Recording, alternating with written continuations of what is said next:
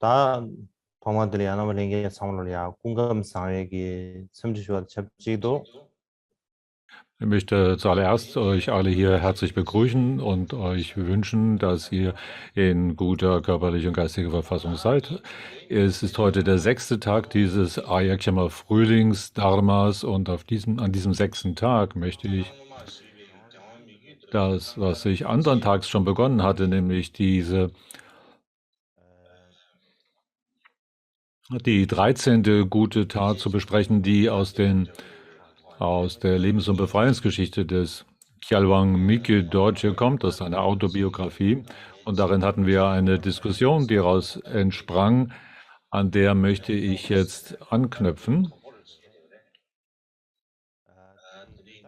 Es hatte zu tun damit, ob Mike Dorje einen solchen Brief geschrieben habe, der die Nyingma-Tradition grundsätzlich versucht zu widerlegen oder hier zu kritisieren. Und heute möchte ich, nachdem wir anfänglich in diese Problematik hineingeschaut hatten,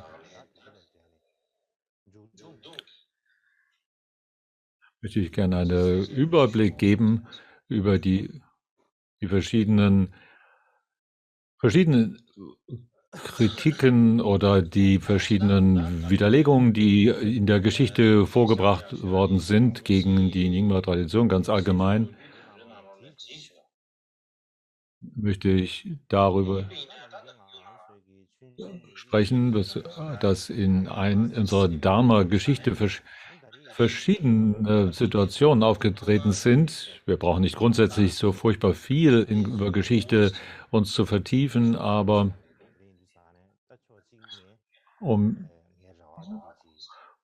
hier,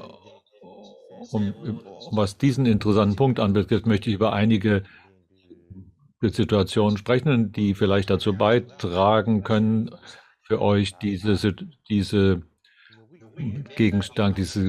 Thema hier zu verstehen. Andernfalls seid ihr vielleicht gelangweilt. Natürlich ist meine Hoffnung, dass ihr nicht gelangweilt seid, aber schauen wir. Grundsätzlich in Tibet spricht man über die frühere Übersetzungstradition. Ich möchte nicht über diese Unterteilung sprechen, aber später dann hatte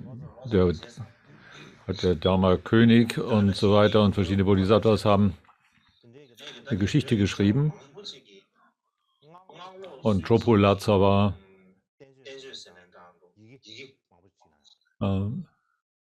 Yeshe-Ö und Sanchub-Ö und Pochang Shiva-Ö und Chichen Sampo und so weiter. Und Gopal Lese haben verschiedene Widerlegungen geschrieben, die mit falschem Mantrayana zu tun haben. Der Grund dafür, dass darüber gesprochen wurde damals, liegt darin, dass sie auf die Übung des verborgenen Mantra einer Tradition geschaut haben und haben darin verschiedene Abweichungen oder Entstellungen entdeckt, die es zu vermeiden galt, und haben darüber gesprochen, und zum Beispiel die unangemessene Benutzung von Mantra und so weiter. Darüber gab es also verschiedene Texte, die verfasst worden sind, um auf diese Gefahren hinzuweisen. Und zu dieser Zeit gab es damals keine klare Unterscheidung zwischen der früheren Übersetzungstradition oder einer neueren. Und das Hauptsächliche, was damals als Gegenstand der Widerlegung oder Kritik zu sehen war nämlich die falsche Verwendung des Mantrayana als das, was die Vereinigung und Befreiung betrifft und so weiter. Und diese falsche Art der Anwendung des Mantrayana war sozusagen das, was sie damals kritisierten, und diese waren damals in der alten, früheren Tradition zu finden. Sie sind aber auch in der neueren Übersetzungstradition von Mantrayana zu finden, solche Fehlanwendungen. Also dieses falsche Mantrayana-Anwendung, diese zu kritisieren alleine hat noch nichts damit zu tun, ob das jemand grundsätzlich die Nyingma-Tradition ablehnen würde. Der größte Tempel in Tibet war Samye, und Atisha ging damals nach Samye und hat dort einige Zeit verbracht. Und da gab es eine Bücherei, hat all die Bücher darin gelesen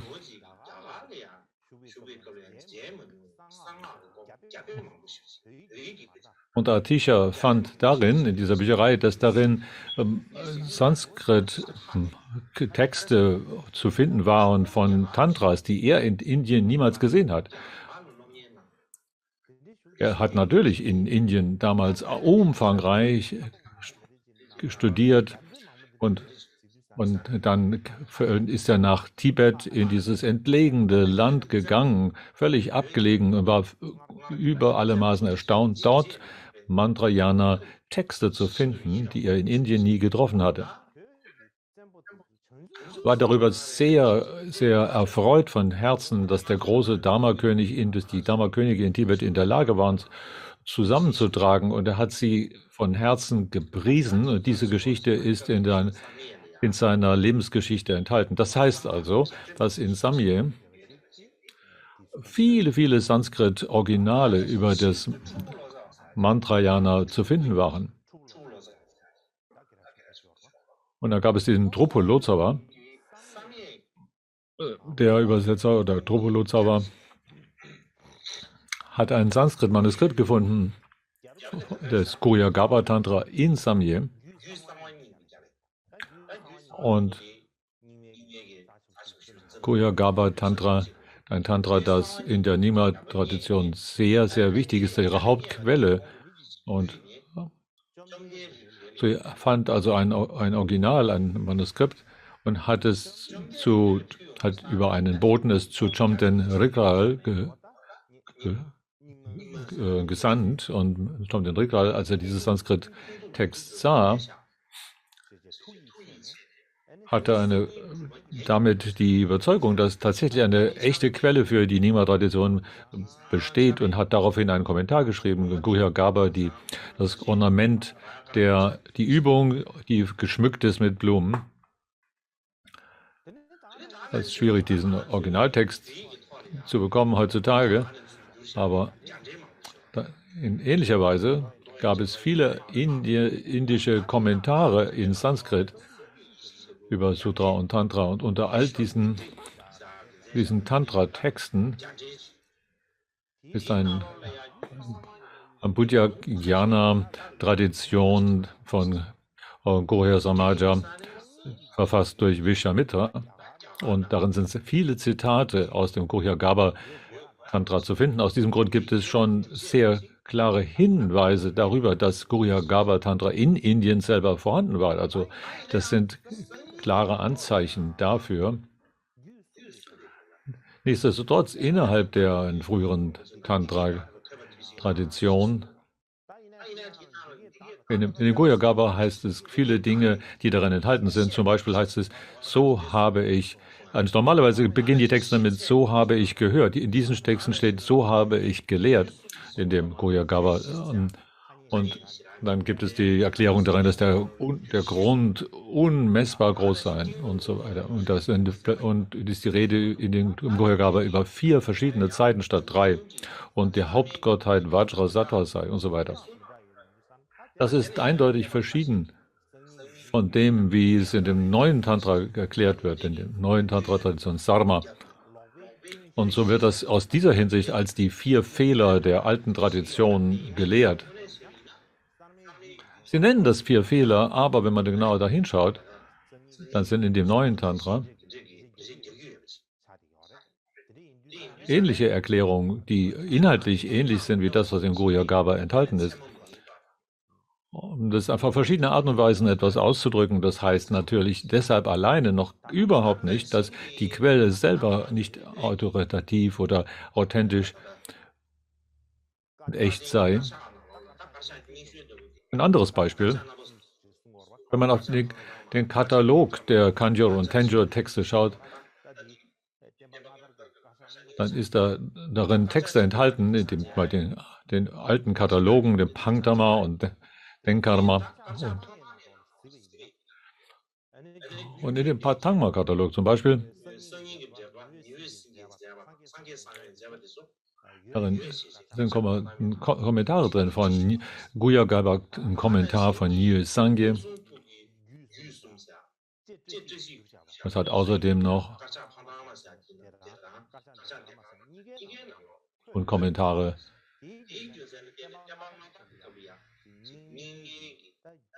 Die 8 Arten der Täuschung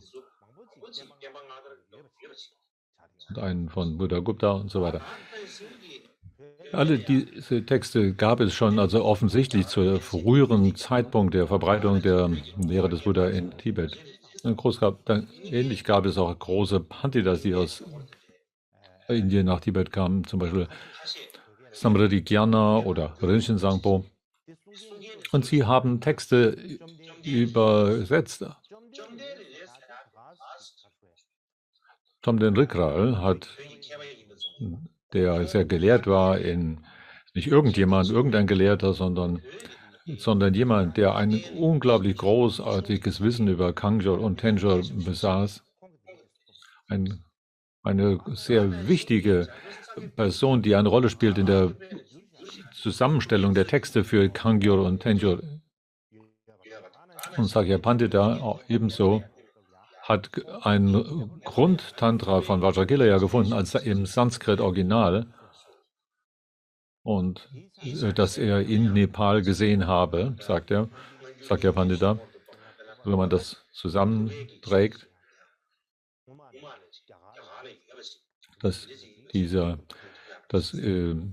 Simridhyana und Rinchen Sangpo dort Texte übersetzt hatten, die von Vishuddha Heruka und über Dzogchen und so weiter ins Tibetische übertragen wurden. Und wenn man das alles zusammennimmt, dann gab es also in der alten Tradition viele, viele Texte aus dem 9. oder 10. Jahrhundert, die auch in Dunhuan dort in den Höhlen gefunden wurden, Dzogchen-Texte, zum Beispiel durch Buddha Gupta, eine Sammlung von Dzogchen-Texten durch Buddha Gupta sind dort als alte Manuskripte in diesen Höhlen von Dunhuang gefunden. Und da gibt es auch einen Grundlagentext, der den Ursprung der Vajrayana-Tradition erklärt und so weiter.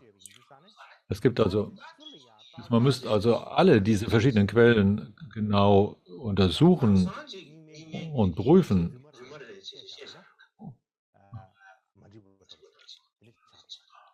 Und es ist aus alledem für mich einsichtig, dass die Aussage, alle Nyingma-Tantras seien falsch, nicht angemessen ist.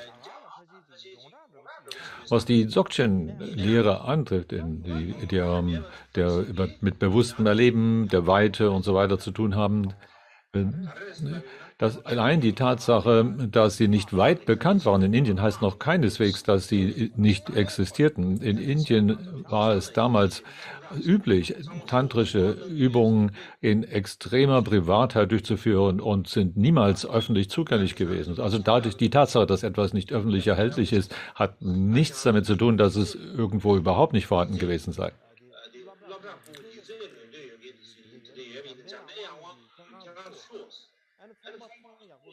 Wenn jemand sagt,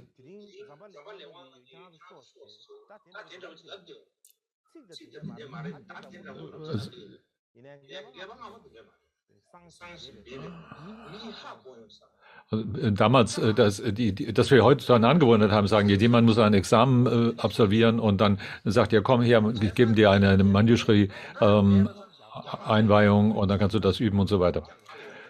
So war das damals durchaus nicht. Und die Tatsache alleine, dass es nicht allgemein bekannt war in Indien, hat überhaupt keinen Hinweis darauf, dass es nicht vorhanden ist. Es hätte durchaus in einigen Orten dort in Übung lebendig sein können.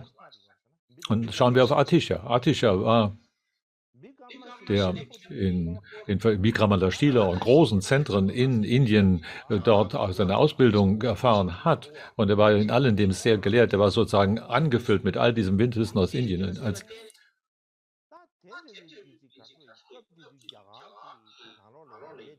Und viele haben Atisha damals in Indien, die großen Meister haben ihm die Schlüssel für ihre einzelnen Tempel gegeben und er war mit einem unglaublich weiten Wissen ausgestattet, als er dann nach Tibet ging. Und als er dann in Tibet, dann dort an diesem entlegenen Ort dort Tantras fand, die er nie vorher in Indien gesehen hat, dann war ihm klar, dass die Tibeter dies nicht einfach erfunden haben, sondern er hat dieses Sanskrit-Originale in Samye im Tempel gesehen. Das Das heißt, die müssen durch andere Quellen irgendwo nach Tibet gelangt sein. Und er sagt, ich habe diese nie vorher gesehen oder davon gehört. So, grundsätzlich gibt es kein Ende in Tantra-Unterweisung. Es gibt kein Ufer, kein Ende von all dem Umfang von Tantra-Unterweisung. Und er war natürlich am Anfang ein bisschen stolz darüber, Atisha, dass er so großartig viel Wissen mitbrachte. Und als er dann diese Texte sah, die er vorher nie gesehen habe, das, sagt er, hat seinen Stolz darüber vermindert.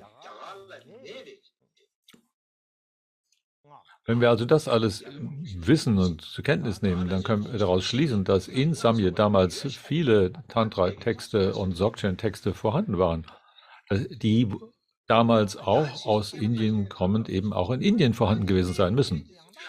Einige spätere Gelehrte sagen, oh, Nyingma-Tantras sind alle völlig falsch und erfunden.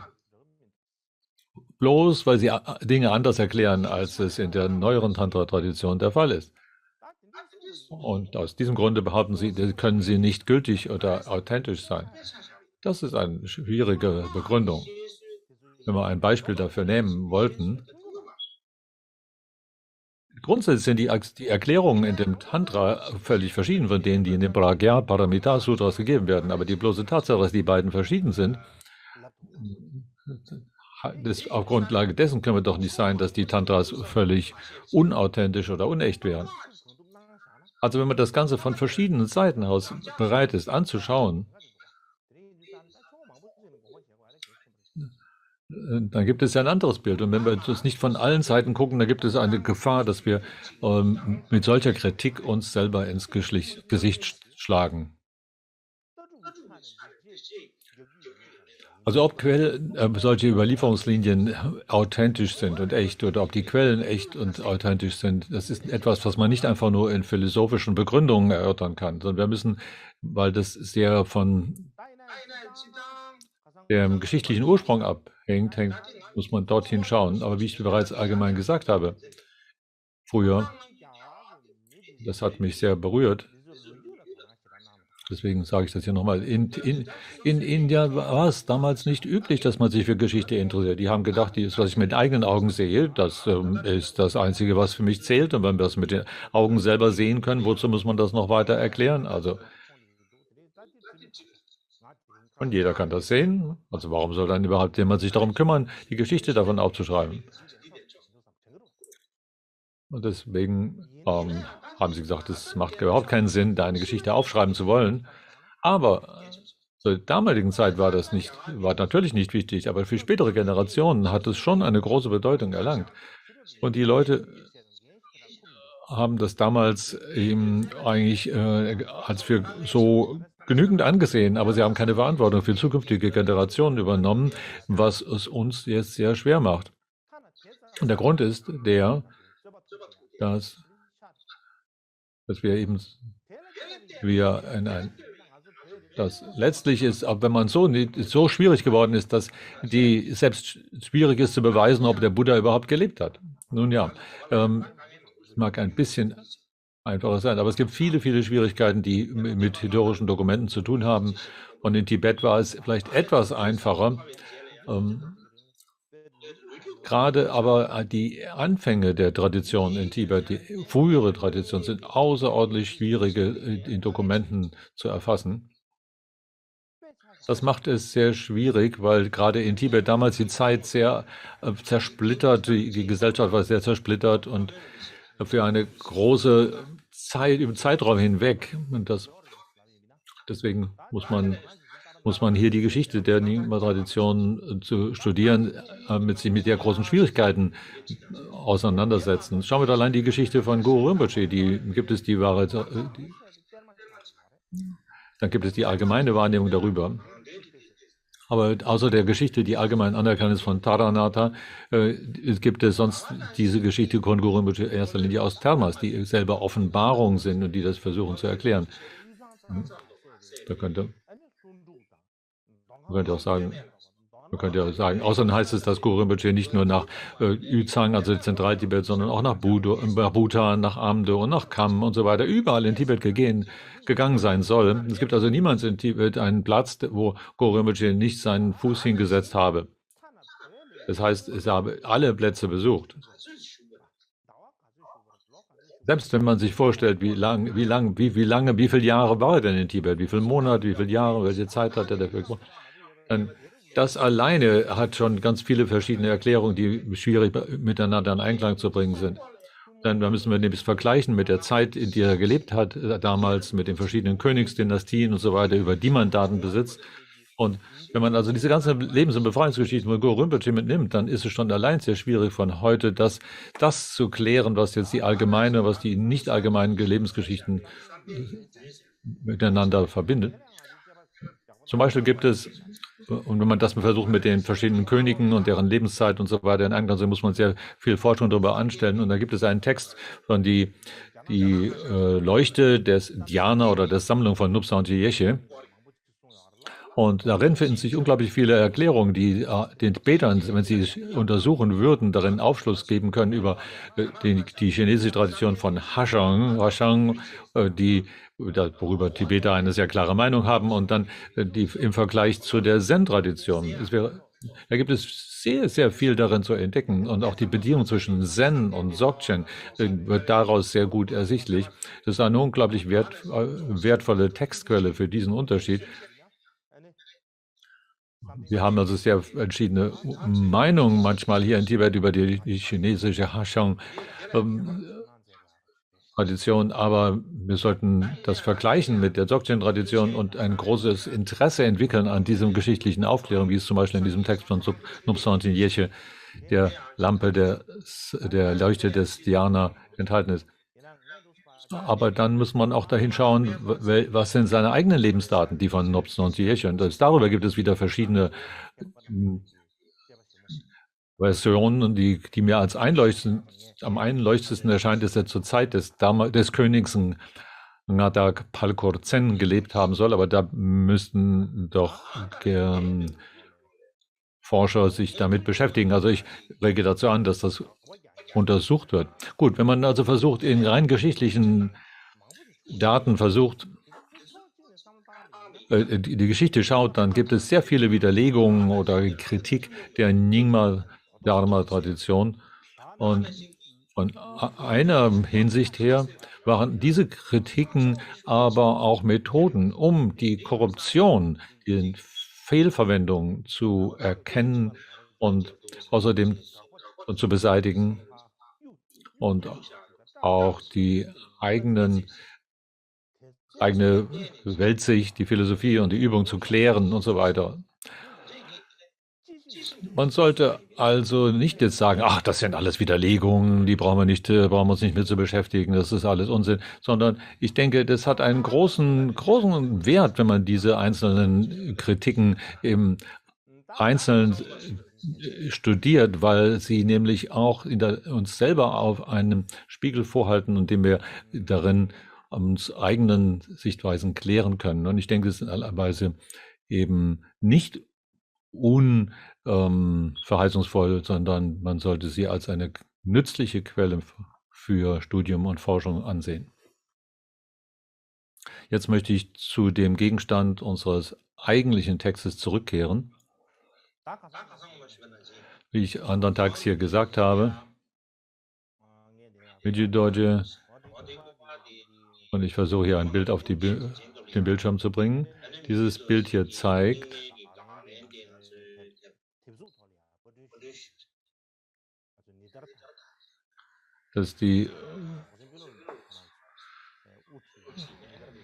das ist ein Buch, das diese Erwiderung von Vigyi Dorje, diese Kritik an der Nyingma-Schule enthält. Wir haben dieses Buch damals gedruckt während des 900-jährigen Jubiläums der Karma-Kanzler-Tradition.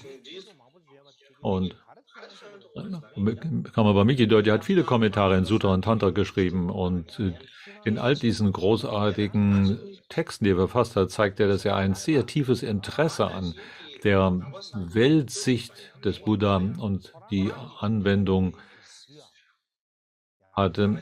Es zeigt aber auch seine eigene persönliche Sichtweise, die in diesen verschiedenen Themen zum Tragen kommt. Und aufgrund all dieses großen Wissens und seiner Klarheit und seines tiefen Interesses war er mit Sicherheit niemand, den man einfach so hinters Licht führen konnte und sagt, hier ist ein kleines Buch, das heißt hier meines Lehrers Kerninstruktionen und so weiter.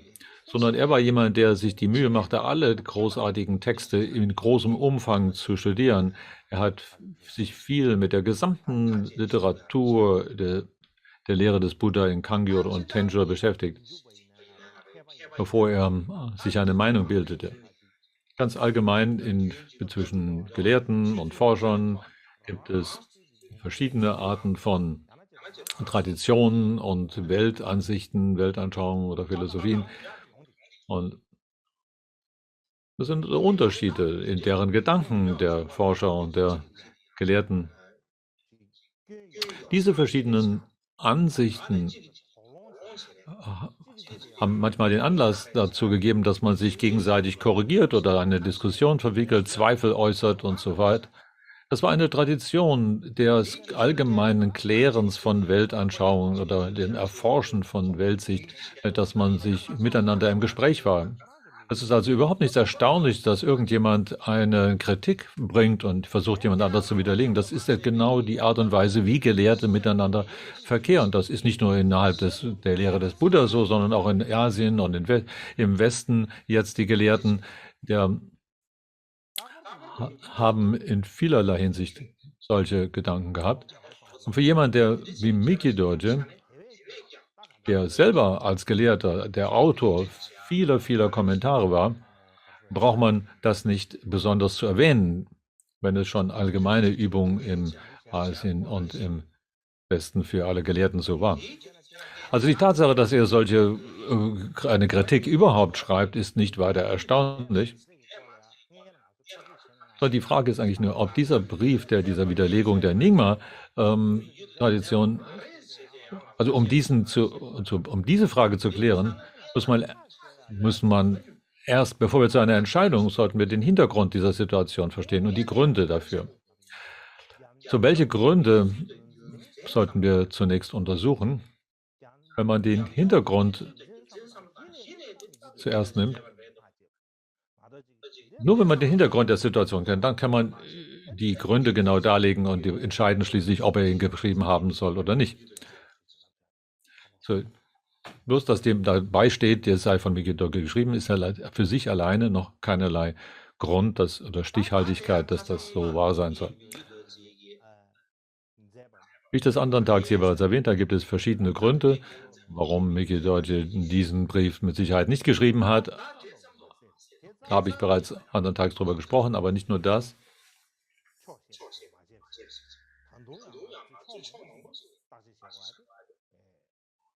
Wenn man bloß auf das hier schaut und von verschiedenen Seiten her darauf blickt, dann sollten wir das untersuchen. Und wir haben schon einen Anfang gemacht. So, der erste Grund, warum ich hier das überhaupt anspreche, ist, wenn man an Miki Dorjes Gesamthaltung, sein Gemüt oder Charakter denkt, dann wird es ziemlich unwahrscheinlich, dass er das geschrieben haben soll. Da gibt es einen zweiten Grund, dass spätere Gelehrten das einfach so hingenommen haben, und der Hauptgrund dafür war wohl, weil sie wahrscheinlich seine Antwort auf diesen fraglichen Brief nicht gelesen hatten. Weil da muss man auch die Zeit untersuchen. Zur Zeit, als dieser Brief auftauchte, war Karmapa Miki Dorje ungefähr 46 Jahre alt. Und es war nicht viel später, als nachdem er diesen Antwort darauf schrieb und klarlegte, dass er diesen nicht geschrieben hat, und jemand seinen Namen hier gestohlen habe, und er hat es in Einzelnen begründet. Da hat jeder einzelne dieser sogenannten Widerlegung der Nyingma-Tradition im Einzelnen sich vorgenommen und daran erklärt, dass das nicht seine Worte waren.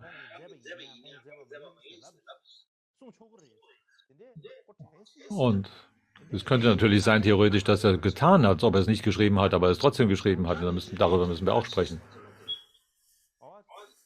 So wie es manchmal heißt, die Worte folgen dem Wunsch zu sprechen, und so könnte es natürlich sein, dass er theoretisch diesen Text zwar geschrieben, aber dann später das abgestritten habe. Aber wenn man den Charakter des Autors genau untersucht, wer war das denn, der hier in Frage steht? Dann wäre das etwas, was zu Ihnen passt und plausibel ist. Dann kann man eher überprüfen, wenn man diesen Hintergrund kennt, und entscheiden, ob es wahrscheinlich eher so oder so war.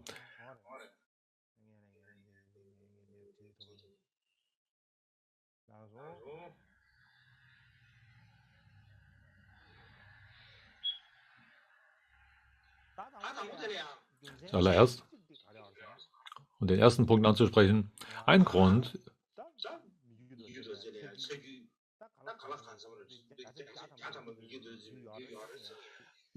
ich bin ziemlich vertraut mit den Werken von Mickey Dorje. Und ich weiß natürlich nicht alles, aber ich bin etwas doch mal mit vertraut. Und aufgrund dieser Vertrautheit mit Mickey Dorjes Art zu schreiben und zu denken, war er jemand, der alle möglichen Fragen immer aufgeworfen hat, für jede Art von Philosophie der Welt, ob das Sakya, Gelo, Kakyu oder Nyingma war, und hat sich in Debatte gerne gestürzt. In vielen seinen Werken ist das ganz klar sichtbar.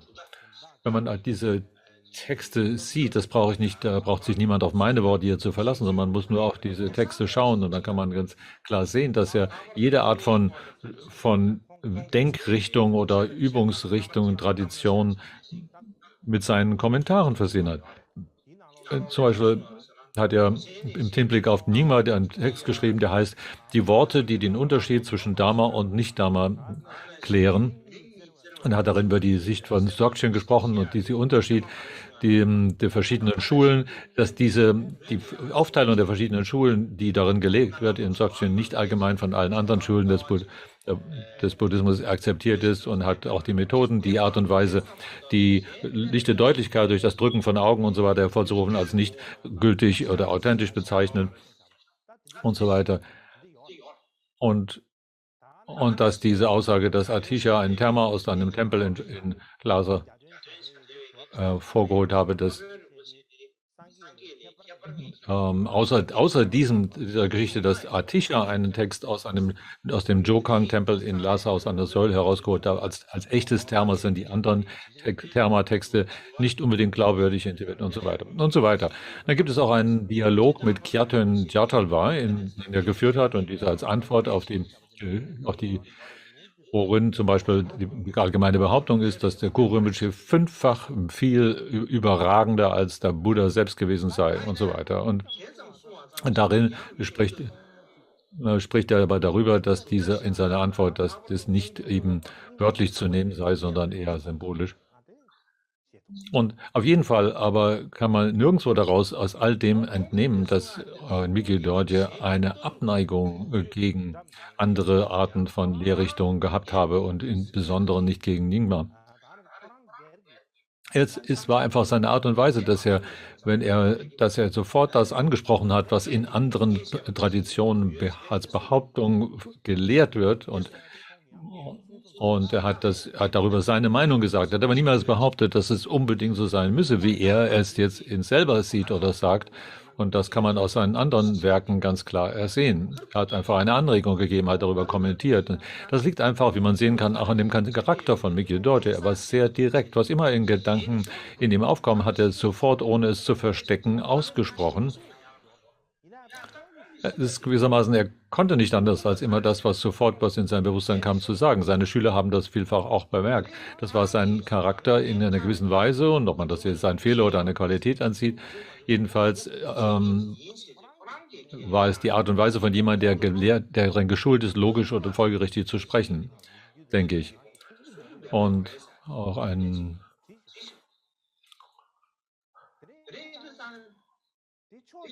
Auch einer seiner Schüler sagt, dass ich in dieser Weise eben gesprochen habe.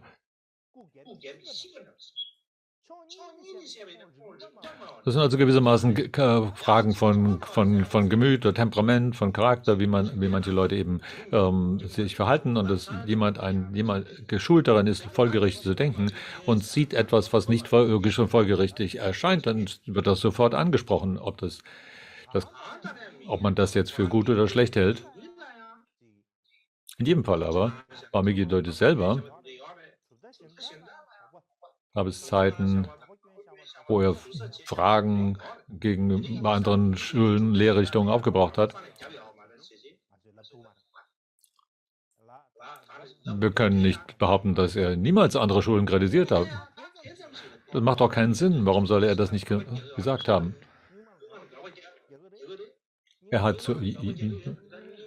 Man kann aber nicht sagen, dass er bloß, weil er über der Widerlegung oder Kritik an verschiedenen Lehrrichtungen der damaligen Zeit geübt hat, dass er deswegen grundsätzlich etwas gegen Nyingma-Lehrrichtung gehabt habe. Und der Grund, warum diese Folgerung nicht angemessen ist, wenn man auf die Argumente schaut, die gegen der Nyingma-Tradition vorgebracht wurden, vom Anfang bis zum Ende, die verschiedenen Widerlegungen und die Fragen, die da entstanden sind, wenn da jemand wenn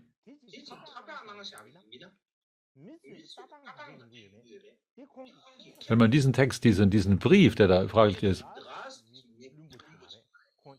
im Einzelnen anschaut, dann ist das ausschließlich ein Text, der sich gegen die Nyingma-Tradition richtet. Der Deutsche war aber jemand, der von einem großen, weitreichenden Wissen war und er würde sofort wissen, wie eine solche spezielle, nur auf die Nyingma-Tradition zugeschnittene Kritik allgemein aufgenommen würde. Er war ihm völlig klar, dass es seine Übung war, dass er alle Zeit solche Kommentare hat abgeben können zu verschiedenen Lehrrichtungen, dass wenn er einen solchen nur gegen die Nyingma-Richtung schreibt, dass der öffentlich aufgenommen würde, das war ihm mit Sicherheit völlig klar.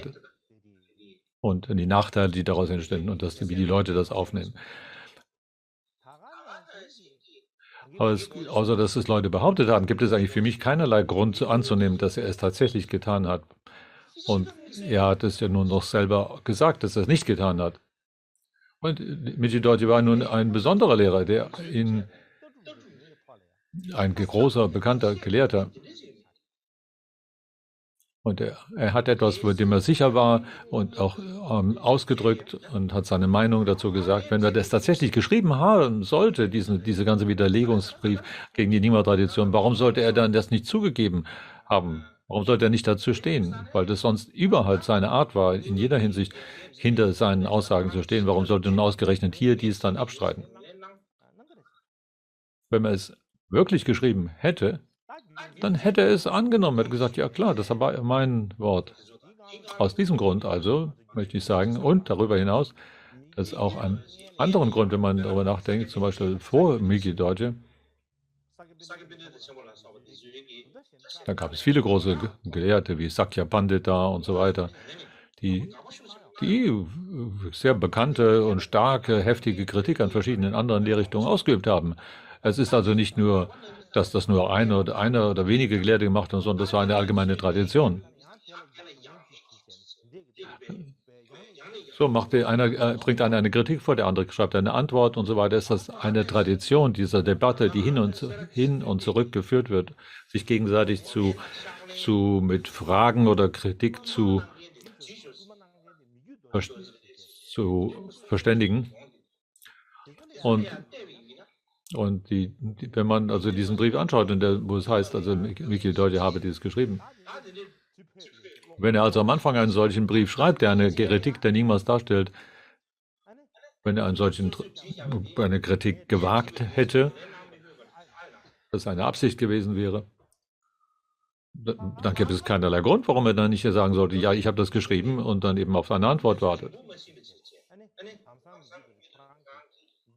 Und insbesondere war es nicht lange, nachdem er diesen Brief geschrieben hat, dass er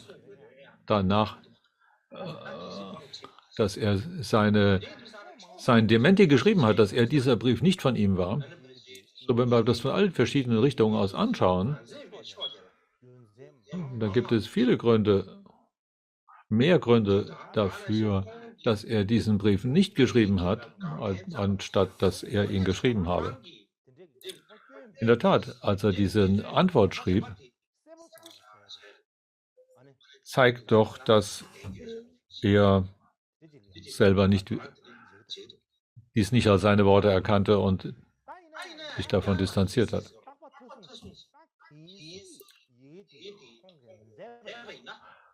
Gut. Das ist vielleicht nicht 100% sicher, dass er es noch nicht geschrieben hat, aber nehmen wir mal an, er habe sie geschrieben, diese Widerlegung.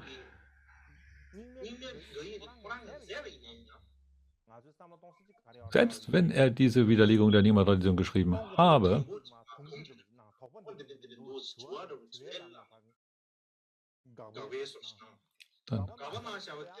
dann hat er alle diese Fragen, die da Kritik sind, aufgeworfen und in der Antwort darauf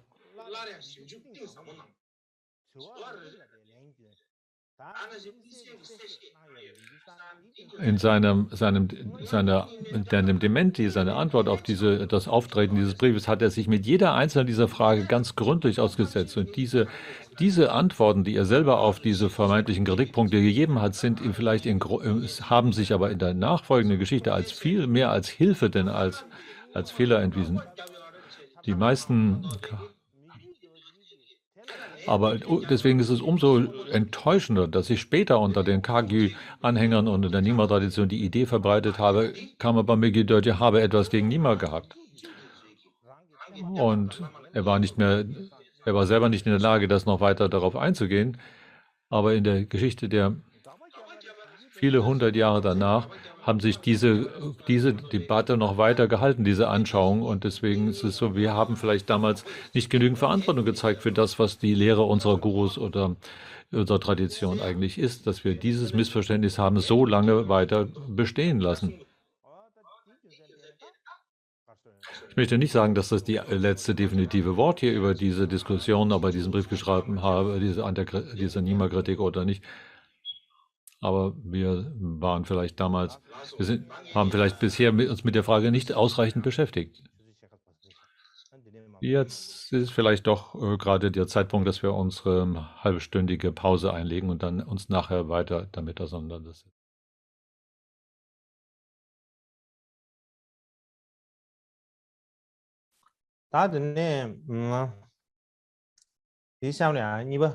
Jetzt kommen wir zu dem nächsten Abschnitt, zu der zweite Punkt, das zweite Problem.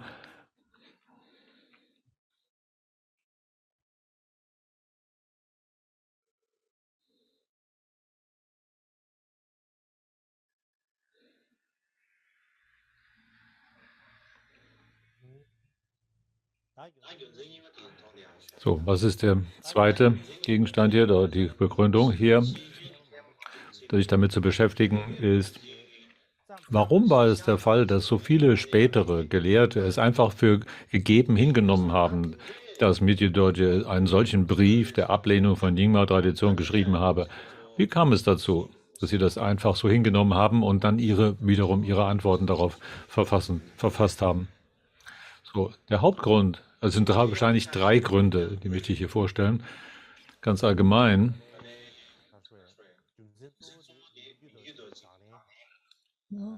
Dann ist der Hauptgrund, dass sie seine Antwort auf diesen vermeintlichen Brief von ihm nicht gesehen haben.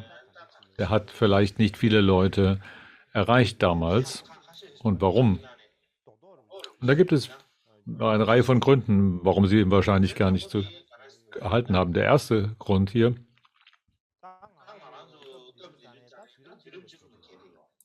also der Zeitpunkt, über den wir hier sprechen, ist das 16. Jahrhundert in Tibet. Und das war nicht eine Situation, so wie man heutzutage sagt, das Informationszeitalter. Und weil sich die Art der Kommunikation, wie sie heute üblich ist, dort noch nicht ausgebreitet hat, war es überhaupt nicht einfach, irgendjemand einfach einen Brief zu schicken. Und viele Texte waren überhaupt nur handgeschriebene, also echte Manuskripte, und die gab es vielleicht nur in einer einzigen Fassung. Und dann braucht man jemanden, der das alles abschreibt und es dann weiter verteilt.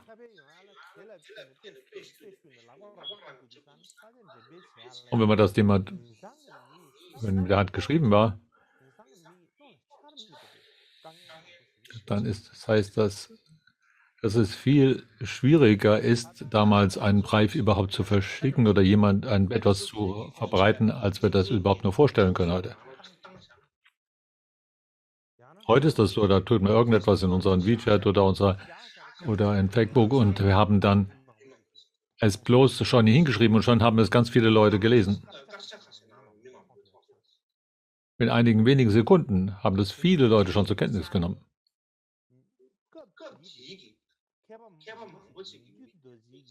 Aus diesem Grund haben die Gelehrten der damaligen Zeit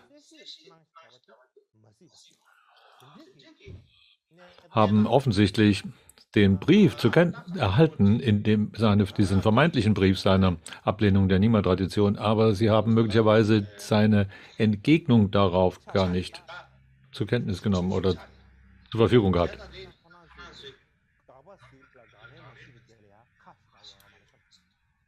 Das hat sicher eine große Auswirkung auf diese Antworten gehabt. Und sie haben also nur die Ablehnung, aber nicht seine Entgegnung gelesen. Und dann war es so, dass er ganz kurz nachdem er dieses Dementi oder diese Entgegnung auf diesen vermeintlichen Brief geschrieben habe, dass er danach schon damals starb. Und die große Gefahr, dass in der nachfolgenden Zeit einfach das verloren gegangen ist. Und weil er eben aus der Welt ging, war er selber nicht in der Lage, dies weiter zu verfolgen und das weiter zu versenden. Und dann ist es gewissermaßen verschwunden, wie wenn man einen Stein einfach in ein Meer wirft, und dann ist er plötzlich weg. So, Michi Deutsche war plötzlich verschwunden. Und wenn da nicht jemand anderes wäre, der da große Anstrengungen unternimmt, um es dann weiter in seinem Sinne zu verbreiten, so wie er es gedacht hat, dann passiert da nichts. Also wenn man bloß darüber nachdenkt, wie das heutzutage ist, kann man das verstehen. Dass wir überhaupt in der Lage sind, seine Antwort auf diesen vermeintlichen Brief zu sehen, ist noch nicht lange her. Es ist nämlich seit 1998 erst, dass uns aus den vielen Schriften von Michi Deutsche, die in Drepung und Potala Bibliotheken verwahrt waren, wir die überhaupt zu sehen bekommen haben. Über viele Jahrhunderte, über 3 Jahrhunderte hinweg war es unglaublich schwierig, diese Texte überhaupt zur Kenntnis zu nehmen, geschweige denn, dass irgendjemand anders sie hätte sehen können. Alle diese Bibliotheken in Drepung und Potala waren dort für über 300 Jahre, wo niemand anders in der Lage war, sie überhaupt zu besuchen und dort diese Texte zu lesen. Wenn man auf diese Tatsache schaut, dann und auf seine Art von, wie schwierig es ist, überhaupt seine Schriftstücke überhaupt zur Kenntnis zu nehmen, aus diesem genannten Grund. Der dritte Grund, den ich hier anführen möchte, ist, wenn diese Widerlegung der Nyingma-Tradition, die angeblich von Michi Deutsche verfasst war, von jemand anders aber in seinem Namen geschrieben worden wäre, was wäre das für eine Passion? Das ist doch eine richtige hundsgemeine Schurkentat, so etwas zu tun. Einfach seinen Namen zu nehmen und es in seinem Namen zu verbreiten und so zu verfassen, als ob es von ihm war.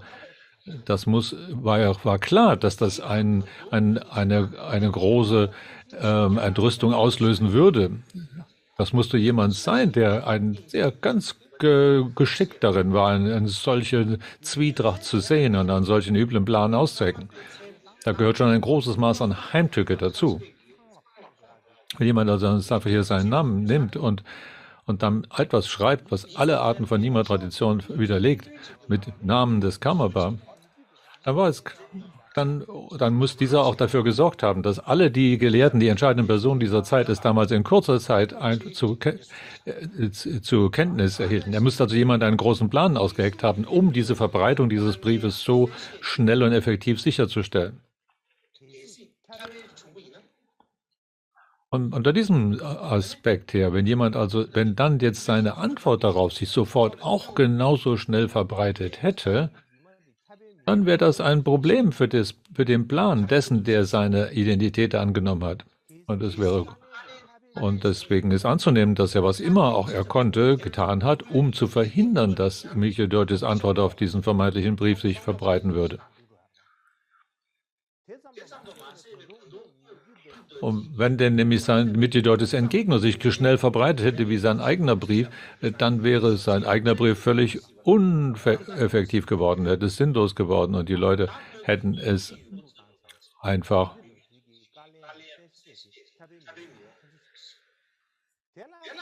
wären das einfach nur ein Haufen Papier gewesen. Und der Grund ist also, dass wenn es solche Bedingungen gäbe, dass ein Brief nicht von Michedote wäre, also irgendjemand anders diesen Brief schreibt, dann wäre der Brief wohl kaum zur Kenntnis genommen worden. Das wäre einfach unbeachtet geblieben. Selbst heutzutage, wenn man heute im 21. Jahrhundert schaut, gibt nur ganz wenige Kopien von diesem Text überhaupt, die heutzutage verfügbar sind. Und zu dieser Zeit kann man also annehmen, dass nur allerwenigsten Leute es überhaupt zu Gesicht bekommen haben. Und es damals viel schwieriger war, dass die Leute miteinander in Beziehung treten konnten und sich über etwas auszutauschen. Also es gibt sicher viele, viele Gründe, warum Michedotes Antwort auf diesen vermeintlichen Brief von sehr wenigen Leuten überhaupt gelesen wurde. Das heißt, Leute haben niemals seine Antwort auf diesen vermeintlichen Brief gesehen. Und was hat das für einen Effekt gehabt?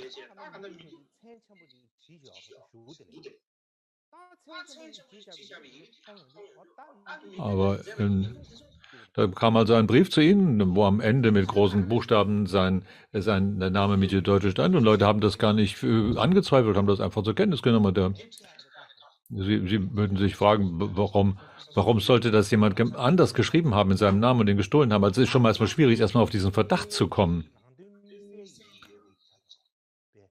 Insbesondere, und weil diese Widerlegungen, die dann nicht nur einfach irgendwelche waren, das war nämlich auch ein Brief, der mit ganz harten Punkten konfrontiert, also mit sehr schwierigen Punkten. Das kann nicht irgendjemand auf der Straße einfach so zusammenschreiben, sondern das muss jemand sein, der sich gut auskennt. Und diese ganz diffizilen Punkte dort alle als Kritikpunkte aufzählt. Jemand, der aus einer anderen Art von Lehrrichtung kommt, der weiß natürlich nicht, was Michedotes Charakter ist und hat noch kein großes Interesse jetzt primär an seinen Schriften. Und wenn also dann jemand einen Brief bringt und das heißt, das ist von Michedote, dann nehmen Sie einfach hin, dass das ein Brief sei von ihm, von Karl von Michedote, und ohne das zu hinterfragen. Und aus diesem Grunde nehme ich an, dass zu späteren Zeitpunkt viele Leute einfach es für gegeben annahmen, dass dieser Brief von ihm war. Vielleicht eine Person sagt es 10 weiteren und 10 weitere sagen es 100 und so weiter, hat sich das verbreitet. In ähnlicher Weise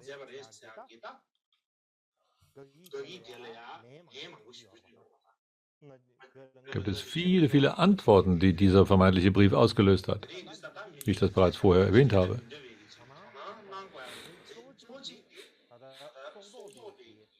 Und warum die Leute so ein großes Interesse daran hatten, eine solche Antwort zu schreiben, und der Hauptgrund dafür war, so hat es so Dokpa geschrieben, weil sie das einfach erstens annahmen, dass es von ihm war, dieser Brief. Und der Schreibstil war sehr gut, die Bedeutung war ganz tiefgründig und eigentlich sehr schwierig zu verstehen.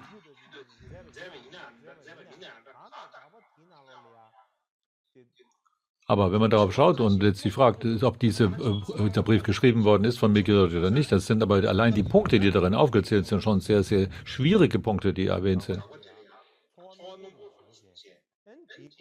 Und es ist deswegen sehr verständlich, dass diejenigen, die der Nyingma-Tradition folgen, darüber sehr starke Empfindung haben, dass das dass es sie berührt hat, was darin aufgezählt wird. Und deshalb sie veranlasst hat, ihre Meinung zu äußern.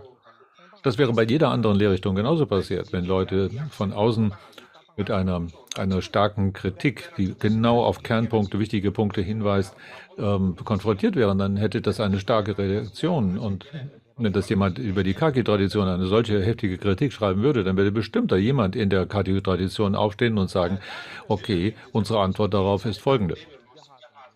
Aus vielen solchen Gründen in den letzten 400 Jahren haben Gelehrte der verschiedenen Jahrhunderte darüber ganz vielfältige Antworten verfasst auf diesen Brief der Widerlegung der Nyingma-Tradition. Und sie hatten eine große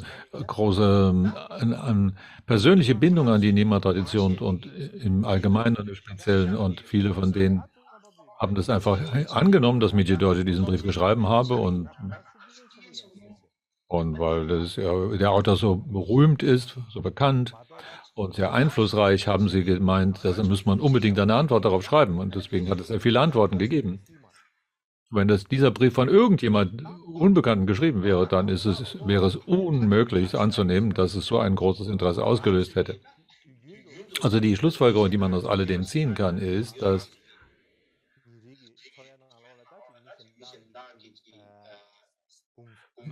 wenn man solche verschiedenen Sichtweisen mit anderen Leuten austauscht und verschiedene Weltansichten untersucht und im Hinblick auf historische Figuren und ihre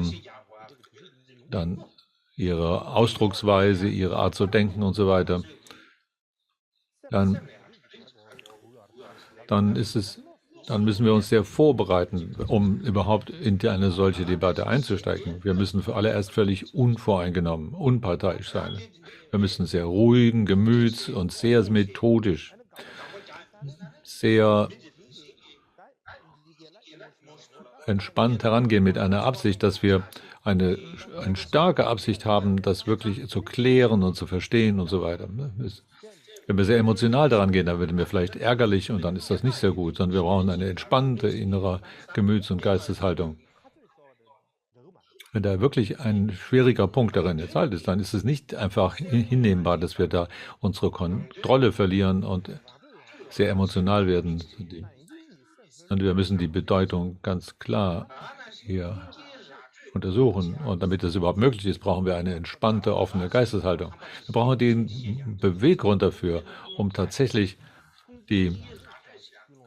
diese Sachverhalt zu klären, nicht einfach nur unsere Meinung zu vertreten oder zu verteidigen. Wenn wir in eine Verteidigungshaltung geraten, das wäre nicht sehr günstig. Sondern wir müssen das machen, was die Standards der derzeitigen Forscher und Spezialisten auch erfüllt, mit wissenschaftlichen Kriterien zu messen ist.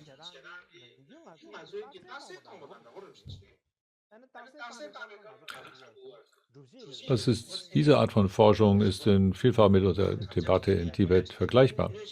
Wir brauchen in erster Linie einen logischen, folgerichtigen Beweis für etwas, was man sagt, und Beispiele, die das rechtfertigen. Und eine deutliche Analyse, die verschiedenen Sachverhalte genau untersucht, um dann zu einem Beweis zu kommen. Und auf dieser Grundlage, wenn wir dann in einer Debatte unsere eigene Position darlegen,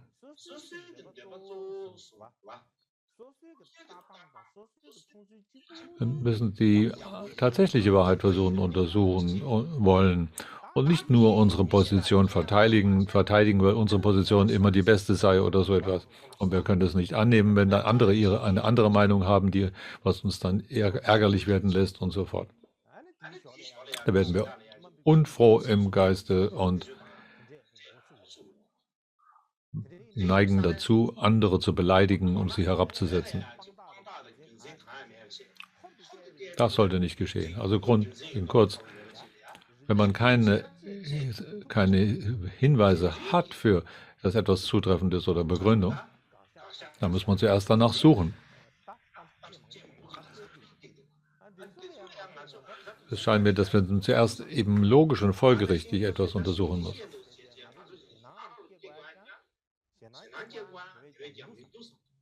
Und das ist vieles, was am Anfang uns auf den ersten Blick hin sehr logisch schien und dass wir aber es genau untersuchen, dann plötzlich sich aber nicht mehr als richtig erweisen. Das ist doch nicht erstaunlich. Das ist kein Grund, darüber ärgerlich zu werden. Das ist so, als ob man einen Actionfilm anguckt, der ist sehr intensiv und sehr mitreißend und spannend. Aber tatsächlich gesehen ist es doch bloß eine Show, ist doch nicht eine Wirklichkeit, die in einem solchen Actionfilm gezeigt wird. Wenn man weiß, dass es nicht wirklich stattfindet,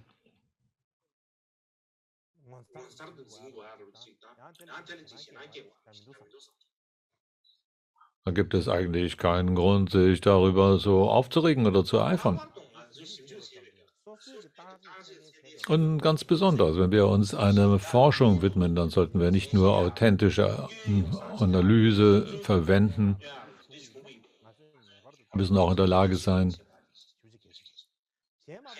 andere Leute Begründungen zu akzeptieren für ihre Arten von Ansichten, ihre Berichtigungen, die sie uns anbieten.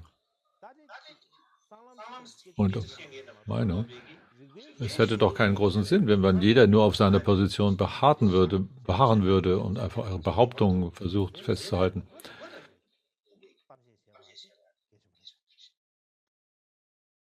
Also es ist wichtig für jedermann, also auch jemand, der nicht durch eine große, umfangreiche, stufenweise Aufbildung gegangen ist,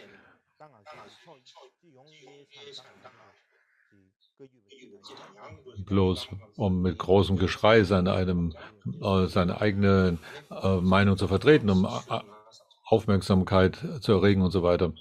Das ist also ganz allgemein wichtig und nicht nur in diesem Zusammenhang. Und deswegen ist das Wichtiges für folgerichtiges Denken in Weltanschauung zu gewinnen und so weiter. Und wenn wir jetzt zurückschauen in die Geschichte der Kakyus und die beginnt mit der Zeit von Kamsang, welche Beziehung sie zu den verschiedenen anderen Schulen unterhalten hat in Tibet. Also die 8 großen Schulen, die damals üblich waren, also zum Beispiel die Sakya-Tradition und Karma Kansang. So, das, was in der Sakya-Tradition verwendet wird, geht zurück auf die Karma Kansang-Tradition, die Erklärung der Sutras von Rongten, Sheta Künzig auf Jamchen Ramjam, Sanjipal und seinem Schüler Karma Tenli Choklin Namgyal und anderen Sakyas. Also vieles der Tradition der Sutra-Erklärung innerhalb der Sakya-Tradition kommt eigentlich aus der Karma Kansang-Tradition von allem Anfang her. Wenn man dann zweitens über die Gelugpa-Tradition nachdenkt, dann lehren sie Mahamudra, sie lehren die 6 Yogas nach der Tradition von Naropa.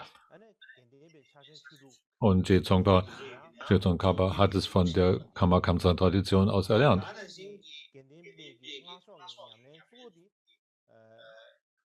Und die andere Lehrer üben das nach der Karma-Kagyu-Tradition. Und dann im Weiteren gibt es in der Gelu-Tradition die Gurya Samaja Tantra. Und die Erklärungen darüber gehen, die dort hervorgehoben werden, sind jene der Mapa-Tradition. Auch die Hauptsutra und die Arten des Geistestrainings oder Herzensschulung geht zurück auf die Kadampa-Lehre. Und so, wenn man das zusammennimmt, dann gibt es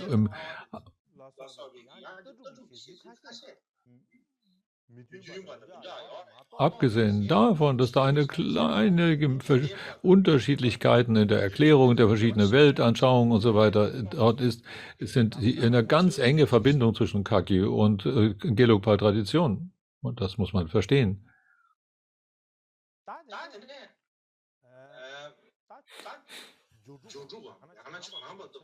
Und dann gibt es die 6 Yoga-Schule, die Jonangpa, die zurückgeht. Gab zu der Zeit, Karma Pakshi, eine sehr tiefe Verbindung schon zu dieser Jonang-Schule.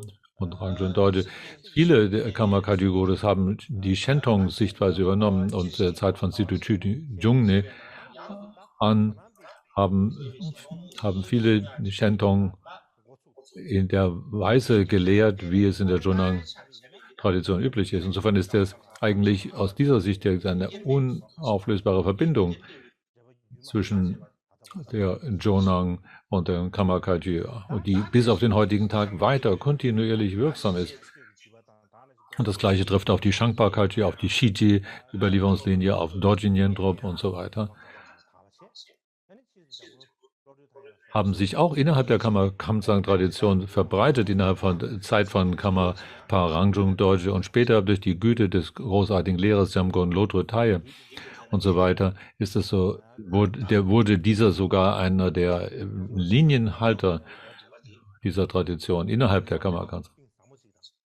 Also sieht man, dass die sehr tiefe Verbindung bei diesen 8 Linien zwischen der Kamma Kansang-Linie und den anderen Linien besteht.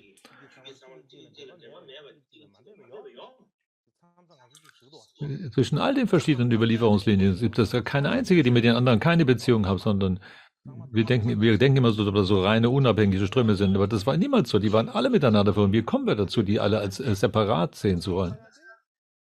Es gibt niemanden, der dann keine Verbindung zu den anderen Überlieferungslinien gehabt habe, und das sollte eine reine, völlig unbeeinflusste Überlieferungslinie, die hat es nirgendwo gegeben. Völlig abgetrennte. So, jetzt kommen wir zu sprechen auf die Beziehung zu der Nyingma-Tradition. Wenn man dann mal in diesen Begriffen hier das anschaut, welche Beziehungen bestanden zwischen Kamma Kansang und der Nyingma-Tradition. Der Gründer der Kamma Kansang-Tradition war der erste Kammerpa, Tüsum Khyentpa, wie jeder weiß. Und da muss man sagen, Tüsum Khyentpas Vater selber kam aus einer Nyingma-Familie.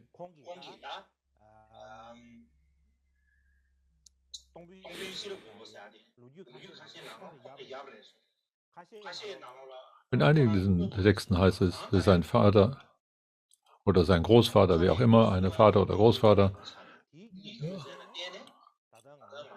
hatten als Familienschützer Rangjung Jalmo, und einer der Hauptschützer der Kamma Kansang-Linie ist deshalb jetzt Rangjung Jalmo, Sri Deva.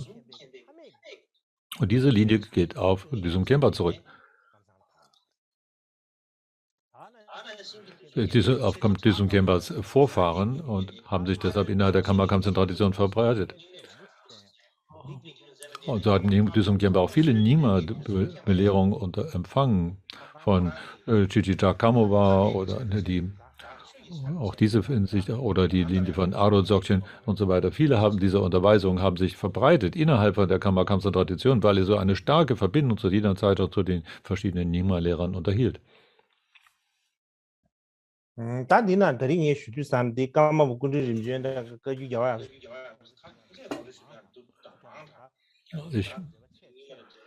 Ich werde jetzt nicht die Verbindung von allen Kammerpas zu der Nyingma-Tradition darlegen. Das wäre jetzt wirklich zu weitgehend. Aber ich möchte nur die Hauptverbindung herstellen. Und zweite war, also hier sprechen wir über Kamma Pakshi im Mahasiddha. Sein Vater war auch ein Nyingma.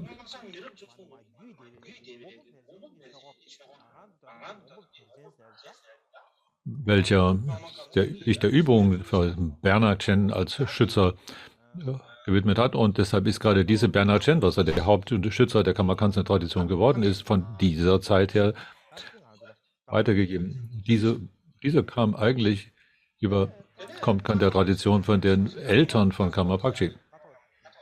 Und er hat auch von Katok Jampa Bum die Belehrung empfangen.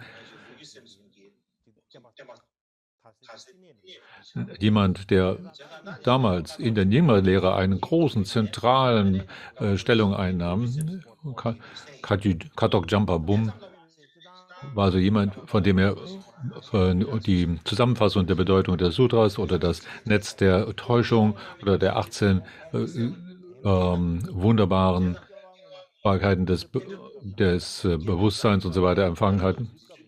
Und und die drei Nyingma-Tantras und die verschiedenen Arten der Stehungs- und der Vollendungs- Utpatikrama und Sampanakrama und die Dzogchen-Tradition und das, was aus der und er hat zu dieser Zeit gesagt, dass er sich an die früheren Lebzeiten erinnert, wo er als Indrabodhi in der Gegenwart von Indrabodhi war, dem King Ja und Garabdoji, und dass er da auch in ihm die Beziehung zur verborgenen Mantrayana, zur Nyingma-Schule und zu dem Salma erweckt worden ist und hat also die verschiedenen Arten von Sichtweise und Übung und der Einheit von Mahamudra und Dzogchen als Kerninstruktionen sein ganzes Leben lang gepflegt, und diese Verbindung von der 4 Buddha-Kayas war seine Hauptübung, die er lehrte und so weiter. Er hat also verschiedene Kommentare geschrieben über die verschiedenen Arten von Yoga und hat dort geschrieben in einem Anmerkung dazu, dass dieses Dhamma wird nicht vollendet sein, solange wie Samsara nicht gelehrt ist und so weiter. Hat er viele seiner Werke sind heutzutage noch in China als hunderten Büchern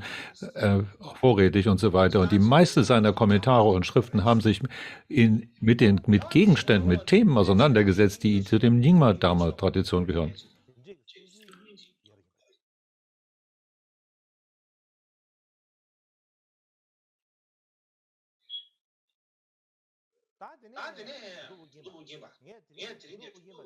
Das zweite ist dann Trubtop Urgyenpa, der Siddha Urgyenpa. Warum muss ich über den sprechen? Zu einer Hinsicht war der Schüler von Karmapakshi, er war also der Karmapakshi-Schüler. Der zweite Grund ist, dass über Trubtop Urgyenpa zu sprechen ist,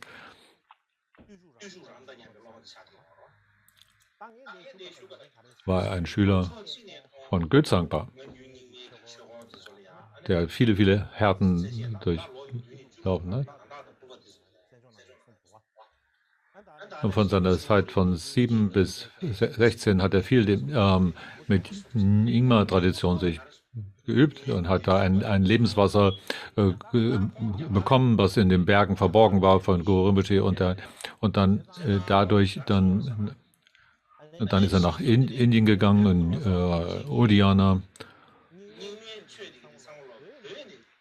nachdem er dieses Lebenswasser dort bekommen hatte. Viele Nyingma-Gelehrte sagen, viele von diesen sagen, die seien nicht in Indien zu finden gewesen. Aber er hat viele Sanskrit-Manuskripte von Sachen, die er dort in Indien gefunden hat, zum Beispiel wie die Tingpari-Tempel und so weiter, hat er in Indien viele Sachen gefunden. Und wenn man dort gab es einen Katalog von all diesen Sanskrit-Manuskripten der Dzogchen-Tradition, der so umfangreich war, das heißt, wenn man ihn aufschreiben würde, wäre er genauso lang wie die Prajnaparamita Sutra in 100.000 Versen. So, das war Trubtop Urgyenpa. Als letztes sprechen über den dritten Kammerpa, die Wiedergeburt des Kammerpa, Kammerparanjung dort, war die größte Verbindung zu der Nyingma-Tradition.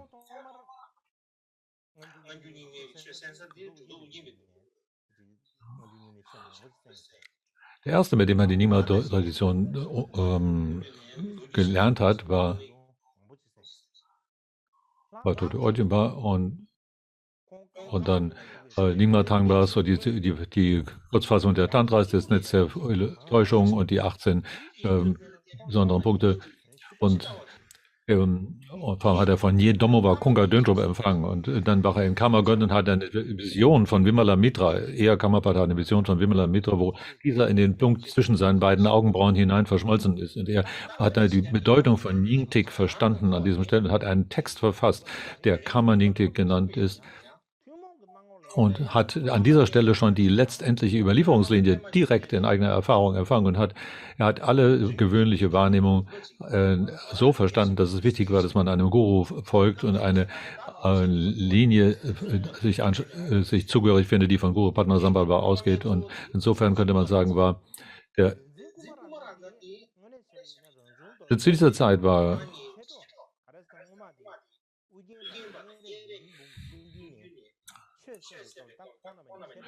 Kumbharaja war ein Dhamma-Freund von Miji Dorje, der sozusagen ein Schüler des großen Mahasiddha, Dzogchen Mahasiddha Melung Dorje. Und Kumbharaja wurde selber ein großer Mahasiddha, der später in Dzogchen sehr geschickt war, ein ehemaliger Studienkamerad von Rangjung Dorje. Und das hat er von Kumaraja hat er ganz viele Unterweisungen des Vimalamiti Nintik empfangen. Es gibt aber einige andere Kommentare, die sagen, dass Rangjung Dorje den Tertön Pema Littelzal getroffen habe und ihm hat ihm die sogenannten gelben Rollenschriftstücke von ihm empfangen, heißt es. Die Zeit.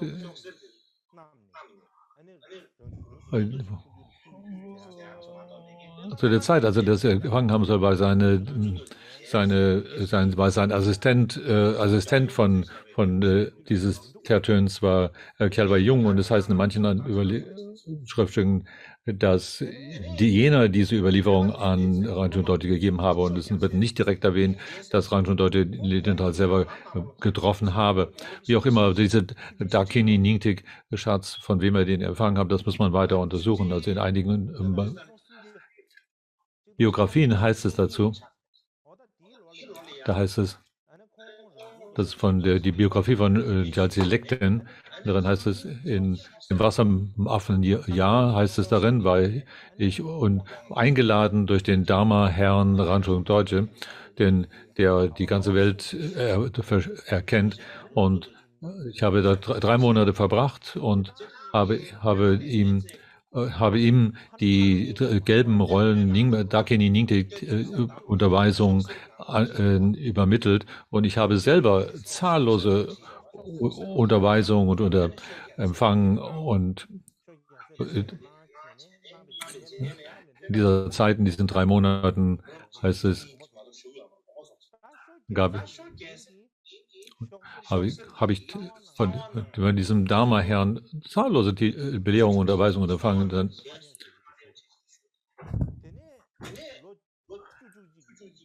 und es heißt, dass eigentlich diese gelben Rollen, Schriftrollen genannten Text, den über seine Lebenszeit sie verborgen gehalten hat sie seinem Leben niemand anderen gezeigt, die Gyaltse Lekten. Und als er dann eingeladen wurde von Rangjung Dorje, hatte sie ihm übergeben und ihm diese Überlieferung dazu gegeben, hat ihm die Unterweisung und die ganze gesamte Überlieferung von Rangjung Nyingtik übergeben. Und so sagt es jedenfalls Gyaltse in seiner eigenen Biografie. Und er sagt darin auch, und ein anderer Nyingtik-Lehrer war Longchen Ramjam, so wie ich das bereits vorher gesagt habe.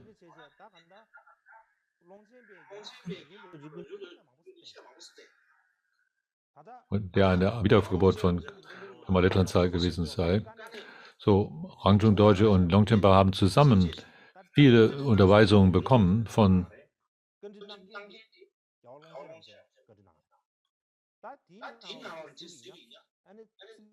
Es gibt einen Dialog in Rangjung Dorjes Schriften, die Verbindung zu Longchenpa klärt, und da heißt es, und darin sagt Longchenpa, da ist niemand anders, der nochmal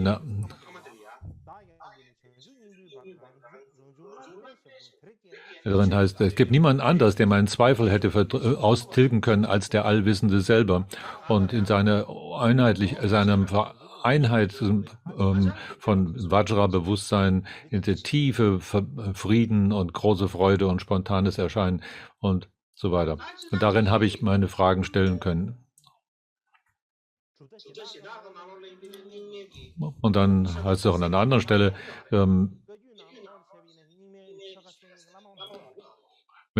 so sagt Longchenpa, möge ich von heute an bis das vollkommenes Buddha erwachen erlange, da möchte ich niemals getrennt sein von der Gegenwart, möchte ich immer wiedergeboren werden in der Gegenwart von Rangjung Guru und dieses Ozean des Fests von Dharma genießen, und das möge dadurch mich frei sein von allem Zweifel.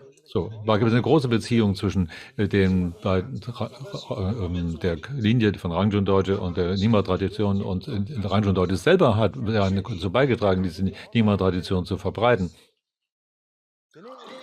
Das heißt, so gibt es also eine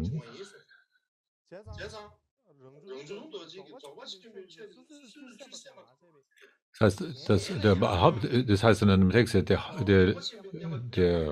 Meister dieser Lehre war Longchenpa, aber der diese am meisten verbreitet hat, seine Wirkung war zu der Zeit von Rangchung Dorje. Und das da in dem Kommentar, da geht es um Tsulpo Dejin. Das ist in dem Kommentar der Jungten-Geschichte des Jungten-Pas Geschichte des Ningtik. Also wir reden von Tsulpo Dejin, ein sehr zurückgezogener Ort. Und da Ort, der großer Loppen Yeshe Jalzen,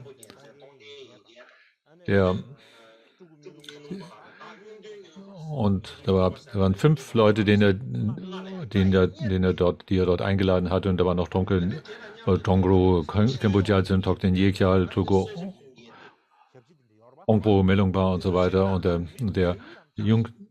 er selber, ein Jungtenpa, so sagt er, war eingeladen dort von Karma Barangchung Dorje. Dann noch derjenige, der den Tee serviert, und noch die Opfermeister und so weiter. 7 Leute an der Zahl. Und das heißt, die Art und Weise, und er gab uns all die Unterweisungen und die Art und Weise, wie wir das gemacht haben, so heißt es in dem Fest der Gelehrten, in diesem Text heißt es, wenn diese Dzogchen-Lehre verschwände, wäre das ein großer Verlust für die Welt. Und aus diesem Grunde, damit sie nicht verschwinden, sondern müsst ihr dafür verantwortlich sein, sie in alle Himmelsrichtungen auszuweiten. Yutung Dorje Palyu, bitte geh nach Zhang, die Galba verbreite sie in Kham und Kongbo, Yeshe Jalzen verbreite sie bitte in Mongolia und in China, und Menglungpa Shakya Shunu verbreite sie bitte in Zentraltibet, in Tibet, in Ü. Und so hat er ihnen all diese Dzogchen-Unterweisungen, Rangchung Dorje hat ihnen all diese Dzogchen-Unterweisungen gegeben, damit sie daraufhin in verschiedenen Richtungen gingen und ihre einzelnen Linien begründet haben. Nicht nur in Mongolien und Mongolei und in China, sondern auch in allen anderen Gegenden, in allen Richtungen. Und so war die Hauptperson zu jener Zeit, die Dzogchen-Unterweisung überhaupt in die Welt gebracht hat und ihre Verbreitung sichergestellt hat, eben genau Rangchung Dorje. So wie es in der Dakini Ningtik auch heißt.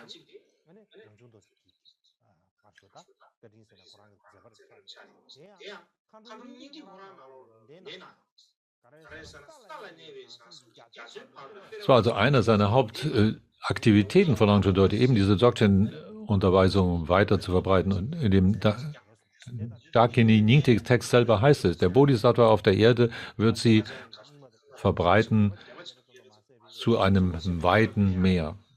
Er hat also eine ganz unglaublich starke Verbindung zu der Nyingma-Tradition. Er hat nicht nur eine Verbindung dazu, sondern er hatte einen starken Einfluss darauf, wie diese Nyingma-Lehre sich damals zu dieser Zeit verbreitet hat.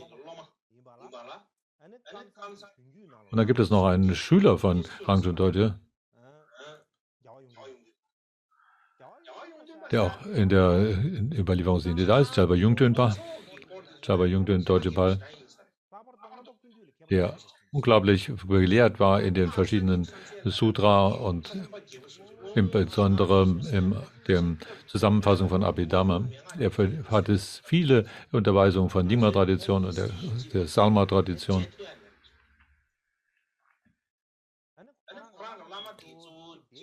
Und seine beiden Hauptlehrer waren Rangchung Dorje und der andere war Buten Rinpoche.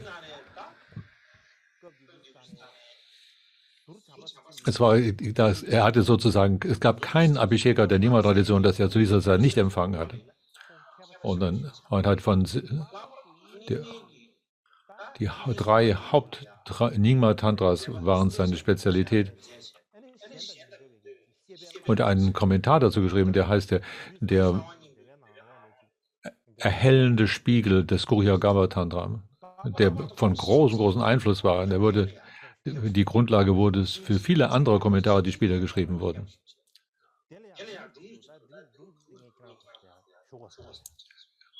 Ja, Ja. Und da ist und darüber hinaus auch die Aktivität des sogenannten magischen Rats des Jammer, das und so weiter, das er auch halt verbreiten. Und da gibt es eine Geschichte, die ich besser jetzt hier schon erzähle. Und die Geschichte heißt, da gab es eine Situation, wo der Sakya Palten Lama Dampa Sünnam Gyaltsen, einer der Großsohn dieser Zeit, und jemand anderes, Dolpo Bashera Gyaltsen, der die 37 Bodhisattva-Übungen verfasst hat, und Gyaltsen Dogme, Sangpo und Jungdenpa, sie kamen alle zusammen, diese großen, wichtigen Personen. Sie hatten eine wunderbare Gelegenheit, dass sie alle mal zusammen waren, und der Dolpo Sandja hat dazu einen Scherz gemacht, hat so ein bisschen gesagt. Hat gesagt, oh, vielleicht sollten wir alle, wenn wir hier schon mal zusammen sind, jeder mal so etwas von seinen eigenen Siddhis zeigen. Ne? Wir müssen halt, wir haben alles sehr gelehrt und so weiter. Wir brauchen irgendetwas noch zu zeigen, dass wir tatsächlich das auch tief verstanden haben. Und als er das gesagt hat, eigentlich nur scherzhaft, dann haben die das alle getan. Und Dolpo Sandja war jemand, der hat alles, was jemals übersetzt worden war in tibetische Sprache, auswendig zur Verfügung. Das ganze Kanjor und Tenjor, alle komplett auswendig. Palten Lama war jemand, der sagt, er hat alle die 4 Abhishekas in einer kontinuierlichen Lebenserfahrung zur Verfügung.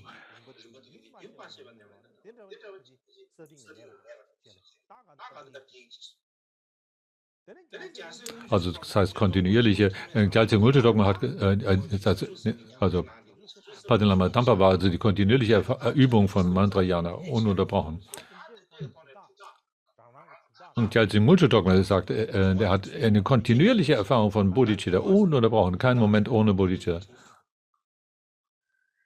Das waren so die Zeichen ihrer Erkenntnisse und Einsicht und Erfahrung. Und dann die letzte, der etwas dazu sagen sollte, nun der Gyalva Yudhimpa.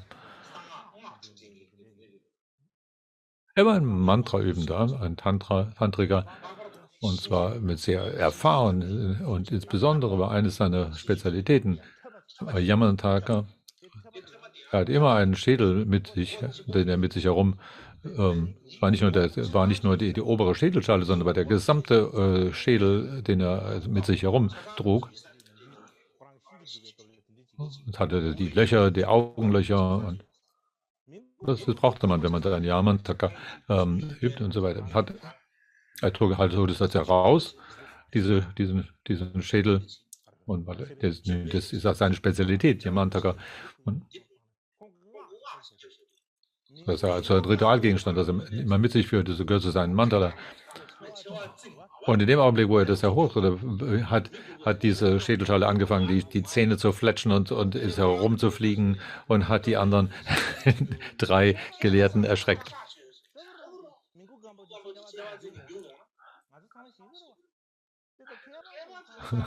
Die anderen wurden erschreckt oder erstaunt und erschreckt, dass sie das sagen.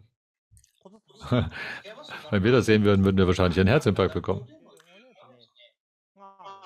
Also alle diese großartigen Gelehrten waren davon sehr beeindruckt. Und das war also eine seiner erstaunlichen Wunderfähigkeiten, die zeigten seine Siddhis im Mantraya-Übung. Okay, das zeigt sich darin, in dieser Geschichte.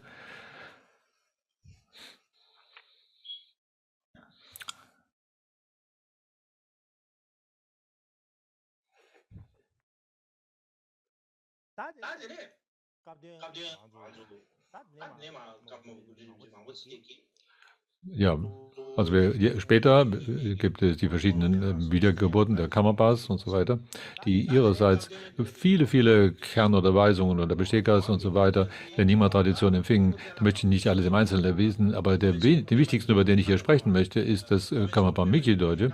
Und der hatte, als er in Kongpo weilte, im Selakang hat er eine Vision von Padmasambhava und hat ihm eine Prophezeien gehabt, dass eine Invasion zurückgewiesen werde.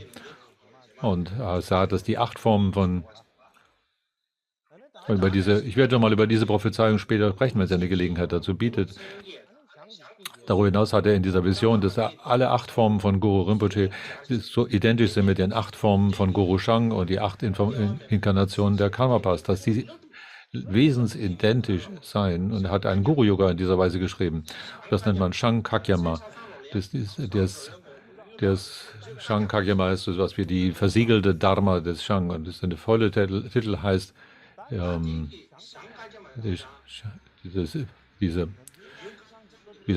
die versiegelte Dharma des Shang, Schützer der Wesen und das Türkisklippe und so weiter. Es gibt in der Kammer Kamsang Guru Yoga eine Vorsitzung, den Guru Yoga, damit hat es Guru Yoga in 4 Zeiten hat es sehr große Ähnlichkeiten. Also in einem der längeren Kommentare wird es erwähnt, dass darin die Rede ist von den 3 Kayas oder den 4 Kayas, die darin zu zeigen seien. Und mit der Einleitung dazu, diesem Kommentar heißt es, dass besonders diese Gedanken in Einklang mit der Nima-Tradition sind und zurückgehen auf Einsichten von Karma-Pakshi. Also Karmapa Mingyur hatte offensichtlich eine ganz starke Verbindung zu der Nyingma-Dharma-Überlieferung. Es gibt viele Nyingma-Tertöns zu jener Zeit, die jeweils immer Schüler der verschiedenen Karmapas waren.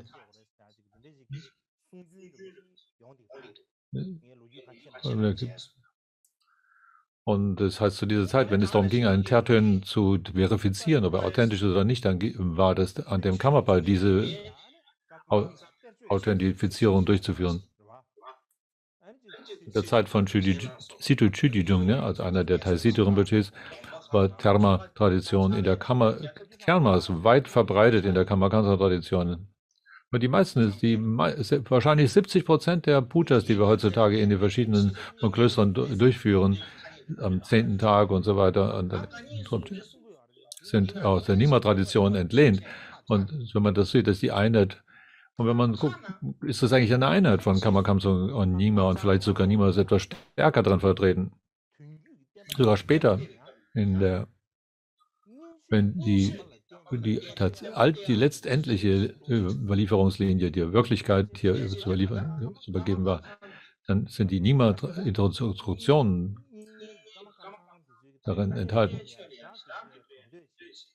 So, andere Gelehrte, andere Traditionen haben darüber sarkastische Anmerkungen gemacht, die aber keine Ahnung eigentlich haben von dem, was tatsächlich unsere Lehrrichtung ist. Und sie haben sarkastisch Bemerkungen gemacht, dass die Kajipas eigentlich mehr sich im Nyingma auskennen als in ihrer eigenen Tradition.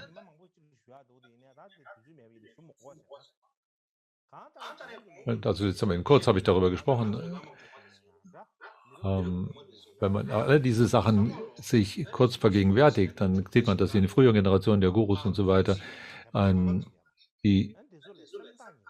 dass sie es gegenseitig und verschiedenen Überlieferungslinien mit großem Respekt behandelt haben und auch die anderen Lehrtraditionen mit großem Respekt. Nicht nur, dass sie mit Respekt behandelt, sondern sie haben ein starkes Vertrauen, eine reine Sichtweise gepflegt.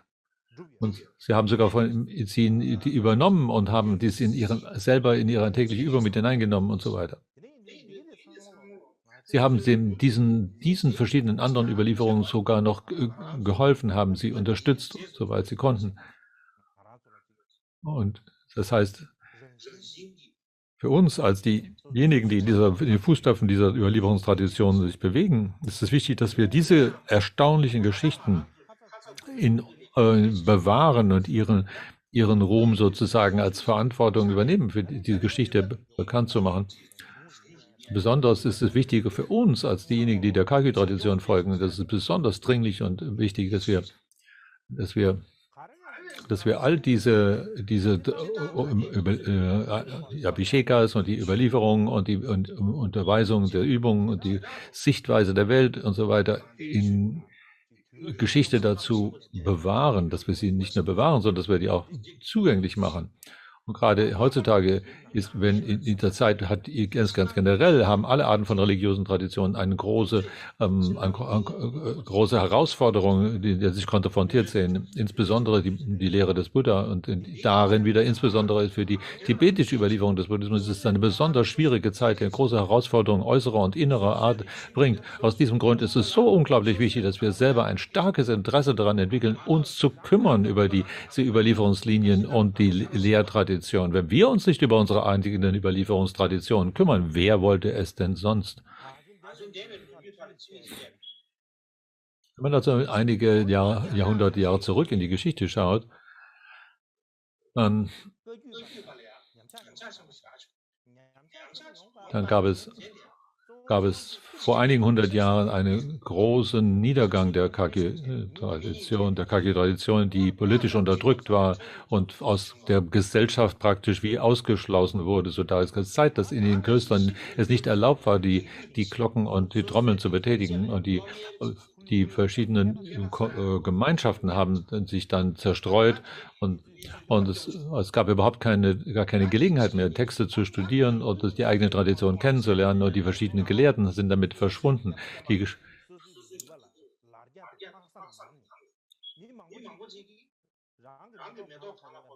So hat sich dadurch das so entwickelt, dass unsere eigene Antriebskraft, unser Interesse an den eigenen Traditionen in großem Maße abnahm und unser Interesse ging verloren. Man hat die Texte nicht mehr und die Weltansicht, die darin enthalten ist, nicht mehr untersucht.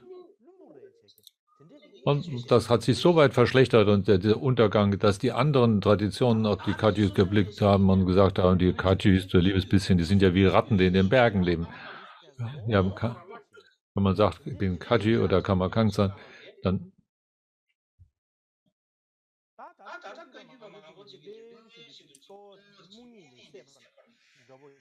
war das eine ganz schwierige Situation, das überhaupt zu sagen. Jetzt, aber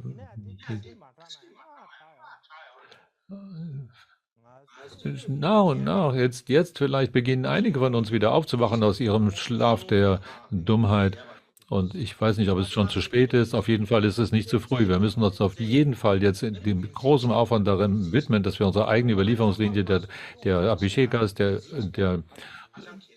Übermittlungstraditionen und der Kernunterweisung und so weiter, die von den verschiedenen Vorfahren der Kagyu-Überlieferungslinie übermittelt sind, in den alten Texten wiederfinden und dass wir versuchen, diese zu restaurieren. Und das ist unglaublich wichtig. Wenn wir jetzt nicht einen großen Aufwand da hineintreten, dann gibt es jetzt diese Chance. Jetzt ist vielleicht eine kleine Chance, dass wir noch dazu in der Lage sind, es tatsächlich zu bewältigen.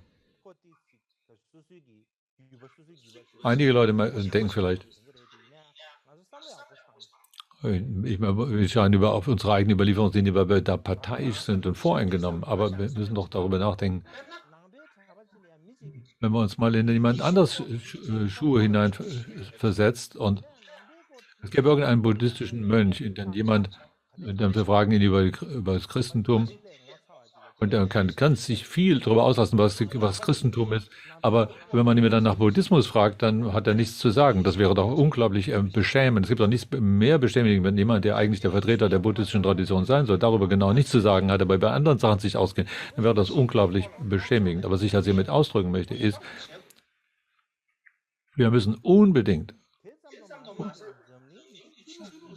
die natürlich alle anderen Überlieferungslinien auch lernen und sich damit beschäftigen und so weiter. Aber wenn wir all das vordringlich machen, dann schaffen wir das nicht einmal in der bestimmten Zeit, all das zu durchführen. Aber zuerst muss man in der eigenen Tradition sich mal in Wissen und Erfahrung auskennen. Wenn man nicht diese eigenen Hintergrund, der eigenen Lehrrichtung kennt und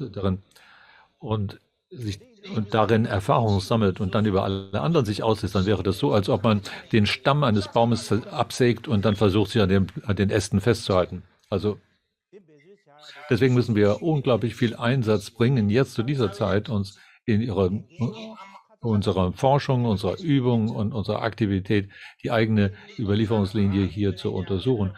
Und das ist uns das hauptwichtigste Vorsatz und die Verantwortung, die wir übernehmen müssen für die eigenen Dharma-Überlieferungen. Ich denke, das ist das Wichtigste, was wir jetzt gerade hier zu tun haben. Und ich möchte alle uns hier, die dieser Tradition folgt, in dieser Weise zu denken, dass wir zusammenarbeiten können, damit aus einem Herz und einem Geist eine solche Aufgabe in der Lage sind anzunehmen. Diese Überlieferungslinie hat, in der wir eine starke Verbindung haben, kann tatsächlich bewahrt werden und wieder restauriert werden.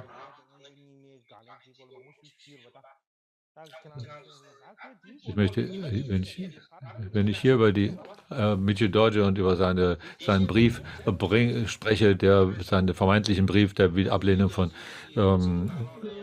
Nyingma-Tradition, dann ist so viel Zeit schon vergangen und das eine Kontroverse, das war ja nicht nur,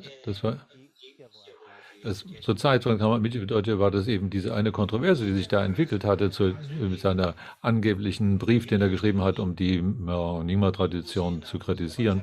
Aber dann gibt es noch ein anderes.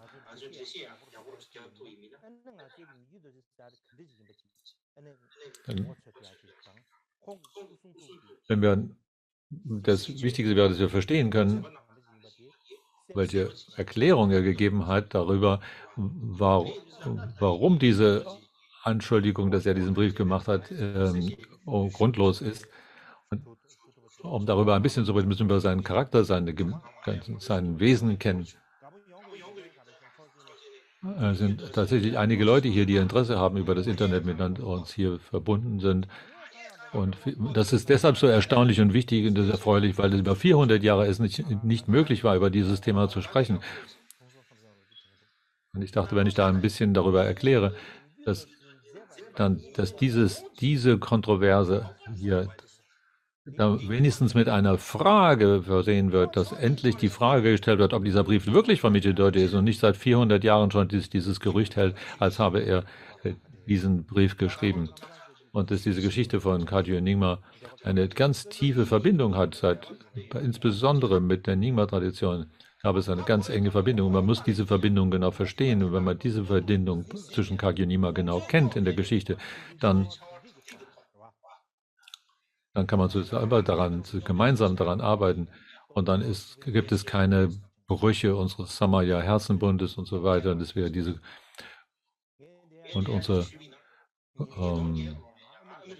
oder gibt es keinen Zwietracht und so weiter. Wir sind in der Lage, gemeinsam unsere Tradition aufrechtzuerhalten und zu verbreiten. Das erste Mal,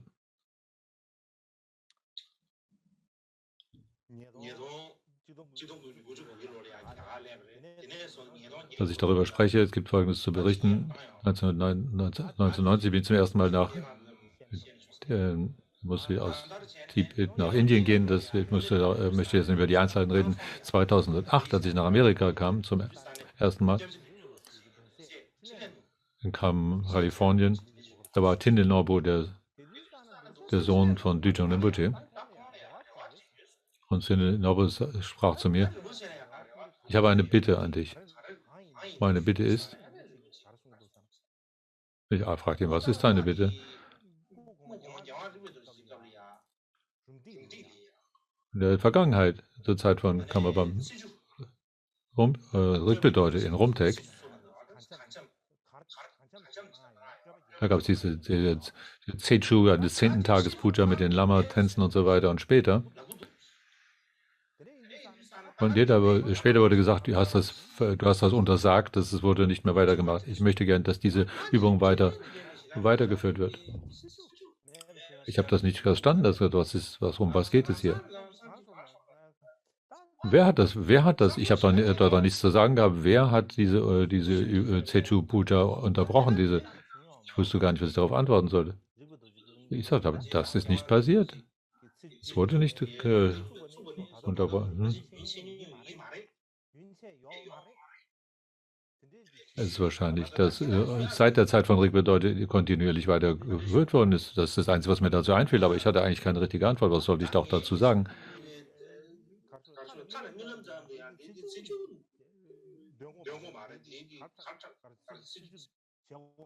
Ich hätte nicht mal in meinem Traum, hätte ich dann solche Idee gehabt, dass man diese Übung des 10. Tages Puja unterbrechen würde. Und später habe ich mich gewundert, was hat er gesagt. Später habe ich darüber nachgedacht, was als Rinpoche gegangen war. Warum hatte das jemand ihm erzählt? Und so ist das, ein Gerücht verbreitet sich. Wenn das ja im 21. Jahrhundert sogar der Fall ist. Es gibt viele solche Kontroversen, die manche Leute immer noch nicht verdauen können.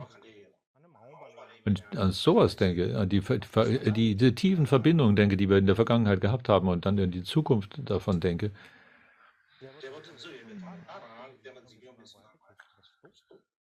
dann hoffe ich, dass es es ist sehr wichtig, dass wir zusammenarbeiten, um das zu restaurieren. Deswegen habe ich sehr viel über Migidot gesprochen. Einige Leute haben vielleicht dann einige Leute ein größeres Interesse daran, jetzt nur sich mit diesem Text, dieser Antwort von Migidot ja auf diesen vermeintlichen Brief auseinanderzusetzen. Und ich möchte dazu einladen. Ich finde das sehr gut, wenn sich Leute da mehr beschäftigen. Wir sollten alle zusammenarbeiten und zusammen weiter forschen über die Sachen forschen, die in der Vergangenheit in der Tibet passiert sind, die wirklich wichtig sind für uns. Und bitte bereitet das alles in eurem Herzen und ist das genug für heute und vielen herzlichen Dank. Laut sind die Widmung und die Wünsche.